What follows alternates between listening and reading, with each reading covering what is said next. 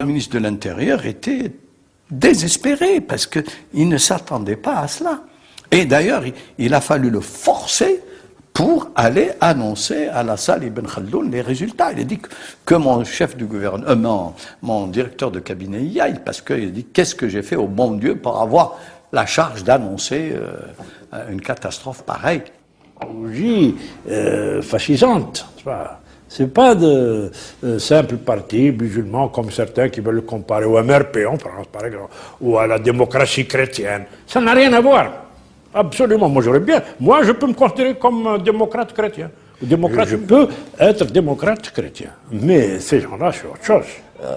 Se taire devant ce genre de péril, ça revenait quelque part à en cautionner tous les crimes annoncés. Après la victoire du fils au premier tour des élections législatives, ils font 47,26% des suffrages exprimés. Qu'est-ce qu'on fait? Nous avons parlé aux dirigeants du fils après leur victoire et nous leur avons dit que les décideurs en Algérie, l'Europe et l'Occident ne voulaient pas de la victoire des islamistes. Au moins 10 000 militants se retrouvent ainsi prisonniers dans le Sahara. Certains vont rester quelques mois, d'autres plusieurs années, sans aucune décision de justice. Du FLN au Front islamique du salut, tous les partis envisagent un processus de paix prévoyant le retour à la démocratie et le départ des militaires. Le monde entier comprend alors que l'Algérie peut fonctionner sans que l'armée soit au pouvoir. Les généraux s'inquiètent. Ils ont bâti leur combat sur la lutte contre le terrorisme. Mais une fois que les islamistes sont acceptés par la société démocratique, donc tout ce qu'ils ont construit tombe comme un château de cartes. Ailleurs, le président de la République, le gouvernement, l'Assemblée, que nous appelons le pouvoir apparent, mais le pouvoir réel, c'est les décideurs de l'armée. Qui soutient ces gens-là?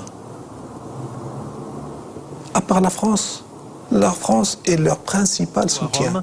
Les partis algériens signent enfin un accord historique. Ils s'entendent pour gouverner l'Algérie ensemble, sans les militaires. Seul le peuple peut désigner l'autorité et toutes les institutions qui doivent désigner le pays.